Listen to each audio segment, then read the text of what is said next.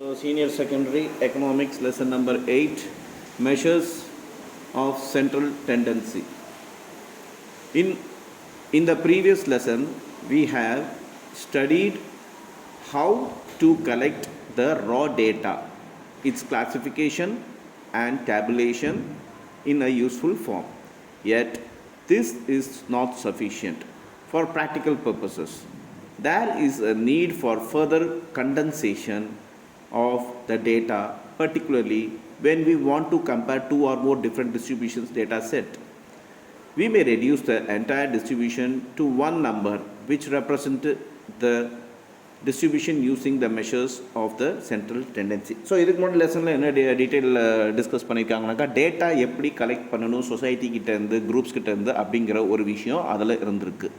So என்ன சொல்கிறாங்கனாக்கா நம்ம data collect பண்ணுறது ஓகே, அது வந்து கம்பேர் பண்ண தெரியணும். ஒரு கம்பேரிசன் ஒரு விஷயத்துலேருந்து இன்னொரு விஷயம் எது பெஸ்ட்டு, எதை கம்பேர் பண்ணி எது பெஸ்ட்டான விஷயத்தை டேட்டாவை எடுக்கணுங்கிறது தான் இப்போ இந்த இதில் வந்து நம்ம பார்க்க போகிறோம். அது எப்படி மெஷர் பண்ணணும், இப்போ ரெண்டும் நல்லா இருக்குனாக்கா ரெண்டில் எது பெஸ்ட்டு அப்படிங்கிறதுக்கு ஒரு மெஷர் இருக்கும். அது என்ன மாதிரி மெஷர் அப்படின்னு சொல்லிட்டு தான் இந்த லெசனில் நம்ம பார்க்க போகிறோம். So meaning of central tendency. முதல்ல சென்ட்ரல் டெண்டன்சி தான் என்ன, அதுக்கு மீனிங் பார்க்கலாம். The measure of central tendency is defined as the statistical measures that identifies a single value as the representatives of an entire distribution. It aims to provide an accurate description of the entire data. It is a single value that is most typical representative of a data. Since such typical values tend to lie centrally within a set of observations, when arranged according to magnitudes, average are called measures of central tendency. In other words, the measure of central tendency summarizes the data in a single value in such a way that a single value can represent the entire data. The word average is commonly used in day-to-day conversation. For example, we may talk of average income of an Indian, average rainfall, average production, average price. Okay. So central tendency இந்த வார்த்தைக்கு என்ன அர்த்தம் அப்படின்னா, ஒரு விஷயத்தை வந்து நாம் பொதுவாக வந்து சொல்லலாம். இப்போ ஒரு கம்பேர் பண்ணும்போது ஒரு ரெண்டு விஷயத்தை கம்பேர் பண்ணும்போது அது வந்து நம்ம பொதுவான விஷயத்த சொல்லலாம். அது பார்த்திங்கன்னா அதுக்குன்னு ஒரு சிங்கிள் வேல்யூ கிடைக்காது. இப்போ ரெண்டுத்தில் எது பெஸ்ட்டு அப்படிங்கிற போது அதுக்கு ஒரு வேல்யூ, அந்த ஒரு வேர்டு கரெக்டாக பர்டிகுலர் வேர்டை வச்சு நம்ம வந்து சொல்லணும். அது சொல்கிறது தான் சென்ட்ரல் டெண்டன்சின்னு சொல்கிறாங்க. ஃபார் எக்ஸாம்பிள், ஒரே வேர்டில் அந்த டேட்டாவோட ஃபுல் மீனிங்கும் தெரிஞ்சிருக்கணும். அதுதான் சென்ட்ரல் டெண்டன்சி. அதுக்கு ஒரு எக்ஸாம்பிள் நான் சொல்கிறாங்க. இப்போ ஆவரேஜ், இப்போ ஸ்கூலில் பசங்க ஆவரேஜாக மார்க் எடுத்திருக்காங்க அப்படின்னாக்கா அதில் கேட்குறவங்களுக்கு அது புரியுது, நமக்கே புரியுது. ஓ, ஆவரேஜ்னாக்கா சரி சுமாராக எடுத்திருக்காங்க, அவங்க ரொம்ப புவராகவும் இல்லை ரொம்ப எக்ஸலண்ட்டாகவும் இல்லை, ஒரு நார்மலாக மீடியமாக எடுத்திருக்காங்கன்ட்டு ஒரு விஷயத்த புரியுது.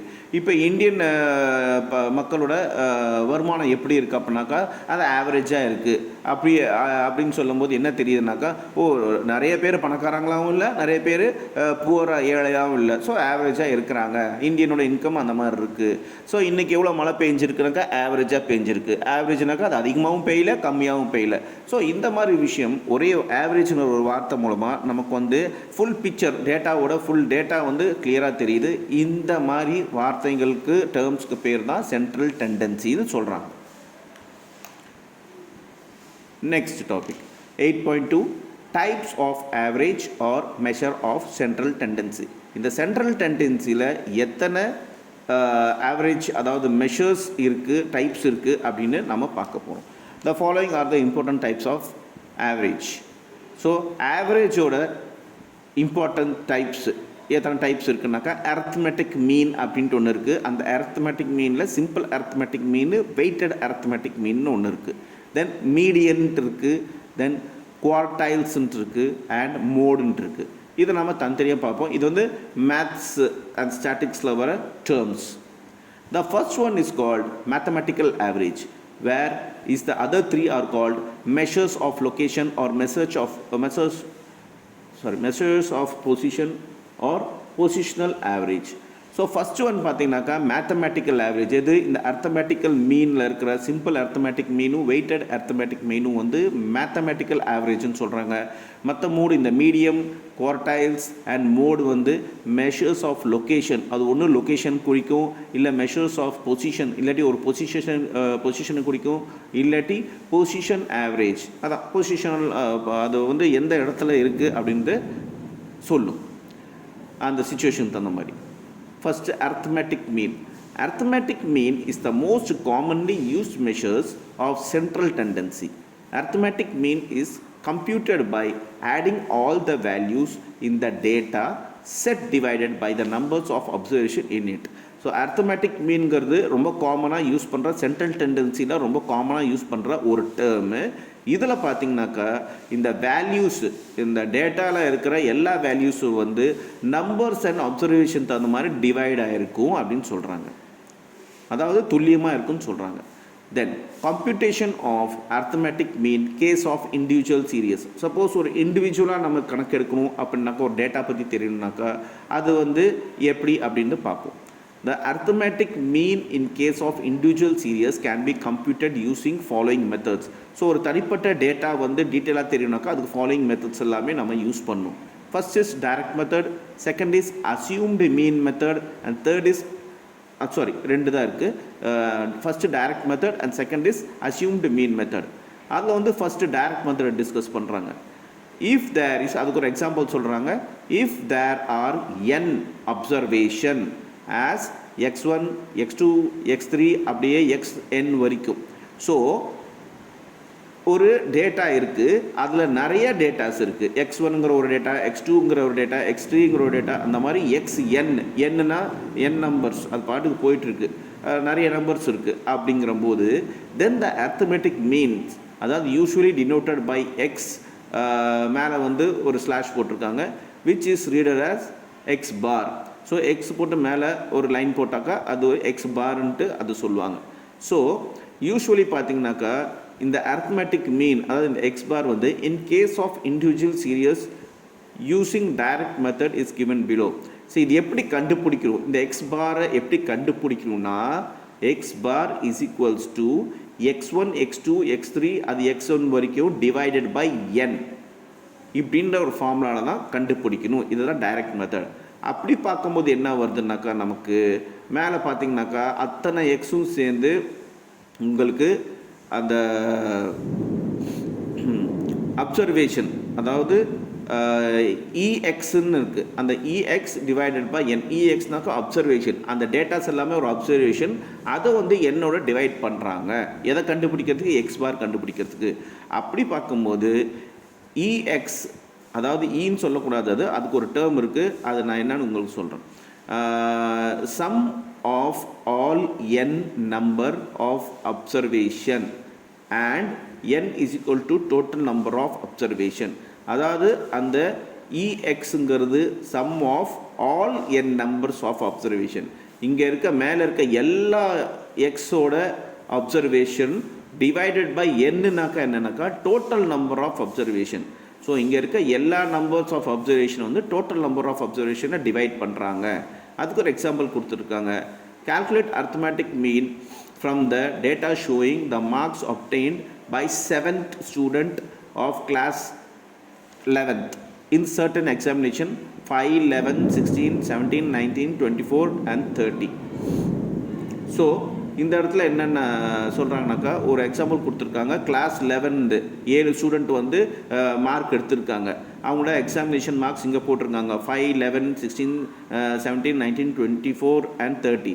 இதில் அர்த்தமெட்டிக் மீனை வந்து கண்டுபிடிக்க சொல்கிறாங்க. மேலே இருக்க ஃபார்முலா மாதிரியே தான். ஸோ என்னன்னாக்கா இதில் வந்து இஎக்ஸுங்கிறது இந்த நம்பர்ஸ் 5, 11, 16, 17, 19, 24 and 30. அப்புறம் இந்த இந்த எக்ஸ் பார் கண்டுபிடிக்க சொல்லியிருக்காங்க. என் என்னவா இருக்கும், என் பார்த்தீங்கன்னாக்கா total number of observation. So total number of observation என்னன்னு நம்ம பார்க்கலாம். அந்த டோட்டல் நம்பர் ஆஃப் அப்சர்வேஷன்னாக்கா இந்த 7 ஸ்டூடெண்ட்ஸோட அப்சர்வேஷன் தான் நம்ம பார்க்க போகிறோம். சரிங்களா? So the arithmetic mean of mark is given by x bar is equals to இந்த ஃபார்முலா இஎக்ஸ் divide by N.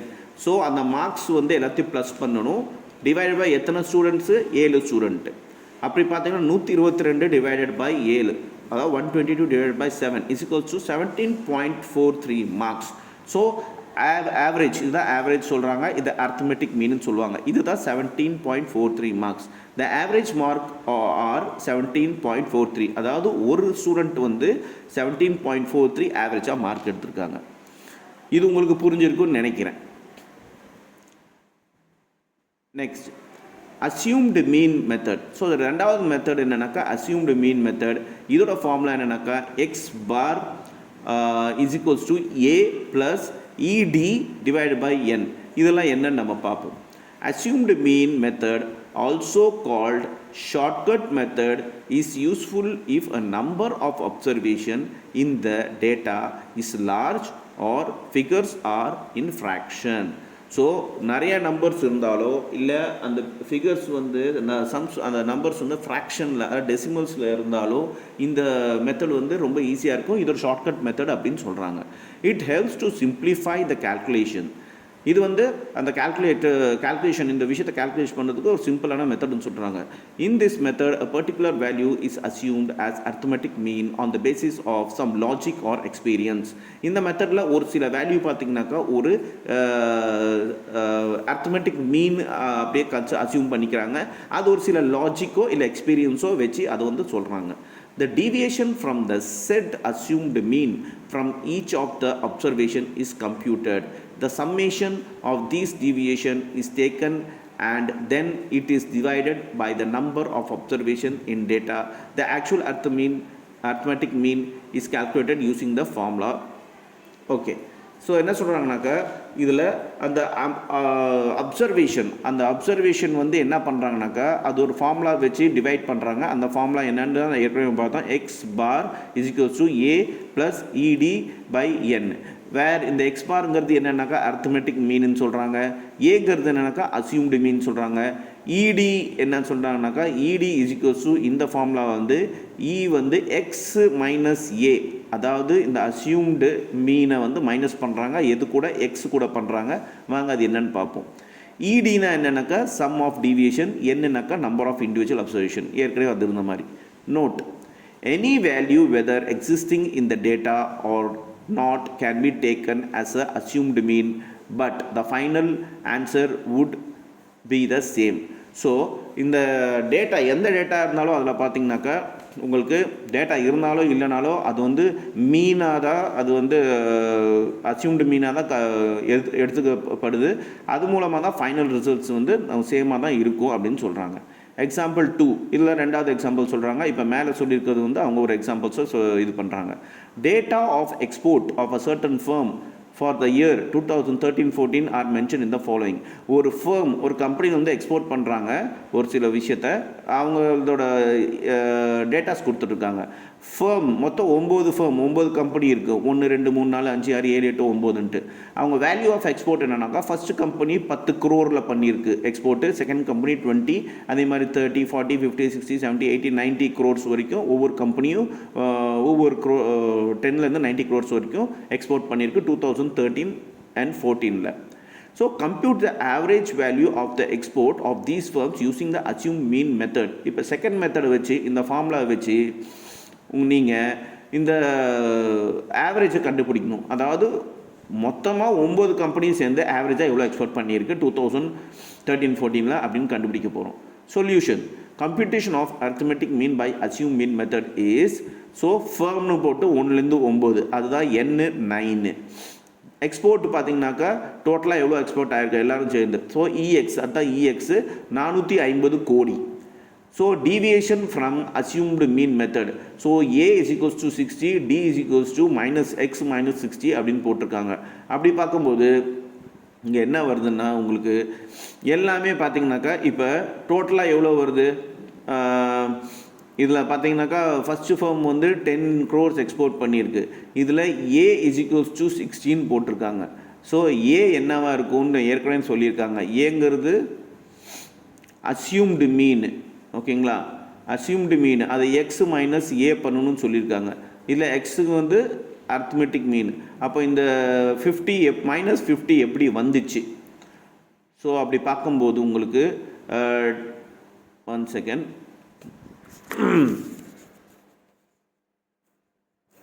So deviation from assumed means a is equals to 60, d is equals to x minus 16 போட்டிருக்காங்க. அந்த 60ல இந்த 10 minus பண்ணியிருக்காங்க. So -50, அதையோட 60ல 20 minus பண்ணியிருக்காங்க, -20 அந்த மாதிரி வருது. இங்கே 16 வரும்போது 60 to 60, 60 minus 60 வந்து 0 தான் வரும். அப்புறம் 60 minus 10 வந்து 10, 20, 30 இந்த மாதிரி கொண்டு வந்திருக்காங்க. அது வந்து ED -90ல் வருது. டோட்டலாக இது கால்குலேட் பண்ணும்போது -90ல் வருது. இப்போ ஃபார்முலா யூஸ் பண்ணியிருக்காங்க. அதில் வந்து 60 ப்ளஸ், ஸோ 60 ப்ளஸ் -90, இந்த ED -90 டிவைடட் பை இந்த N 9 போடும்போது ஆவரேஜாக ஒரு கம்பெனி பார்த்தீங்கன்னாக்கா ₹50 crores வந்து எக்ஸ்போர்ட் பண்ணியிருக்காங்க அப்படின்னு சொல்கிறாங்க.